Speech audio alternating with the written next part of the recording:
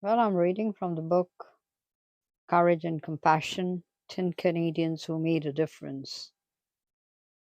It's a Wow Canada book, Rona, Arato.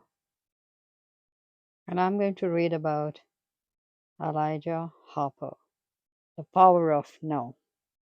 Well, that's the eagle, the raptors as they are known as. It's a Latin for to seize and carry off. These are the birds of prey, and they are supposed to be fearless and soar high up in the air, up and up and up. Well, this is about the Aborigine of Canada, Elijah Harper. And he's got this the feather in his hand, the eagle feather, and that's the badge, eagle badge out there. So it's written here that Elijah Harper looked down at the eagle feather in his hands. The feather was a symbol of his people's struggle for freedom and recognition. The eagle, he thought, is the bird that flies the highest. It has great vision and is closest to the Creator. The members of the Manitoba Legislative Assembly were going to vote on the Meat Lake Accord, and Elijah was set to defeat it. He raised the feather high in the air. No, he stated. So it's written here, imagine a people's whole world turned upside down so they could no longer live the way they had lived for hundreds of years. That's what happened to the Aboriginal people who lived in what is now Canada. When Europeans arrived, they slowly pushed the Aboriginal people off the lands where they had hunted and trapped for many centuries. The newcomers brought diseases such as measles, for which the Aboriginal people had no natural resistance. Tribes or bands were forced to live on cramped areas known as reserves and to obey the newcomers' laws. Their people lost their pride, their heritage, and too often their lives. All of these things were in Elijah Harper's mind the day he denied the Meat Lake Accord in the Manitoba legislature and uttered the word that forged Canadian history. The word was no.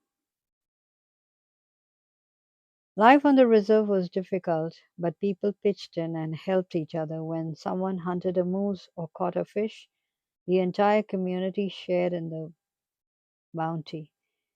Yet there was also great poverty, overcrowding, and disease. Elijah, however, did not know he was poor. He loved living on the land. His happiest time was when he was in the bush trapping with his parents and grandfather. Elijah studied in a residential school, and here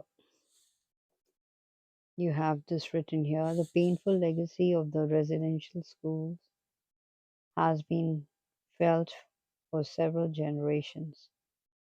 On June 11, 2008, a historic apology was issued by the Canadian government.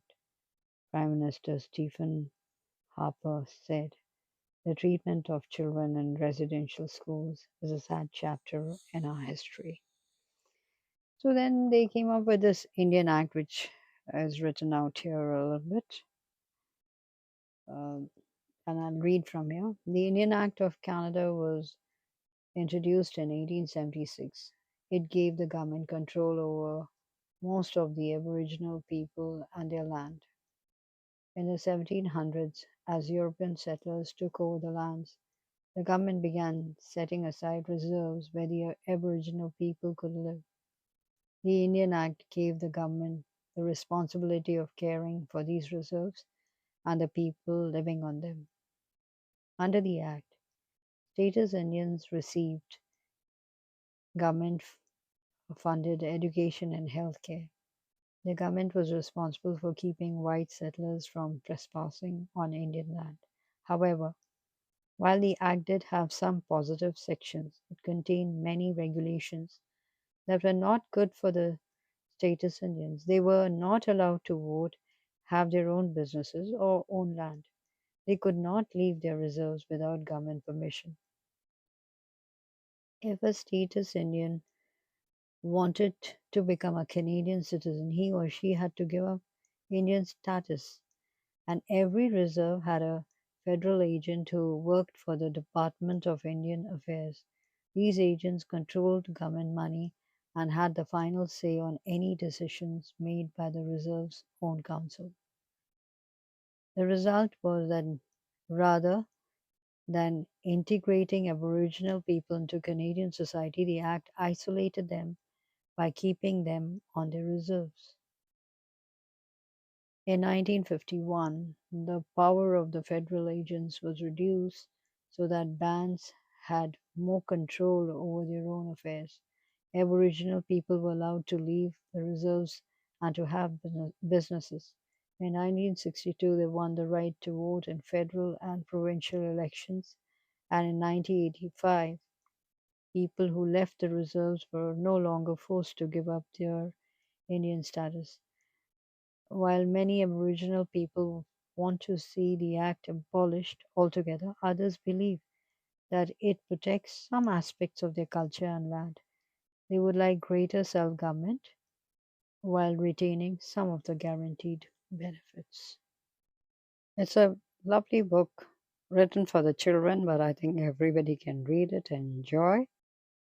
A Wow Canada book. And this is the back cover here. You can see the ISBN number, and here they've written what makes a hero.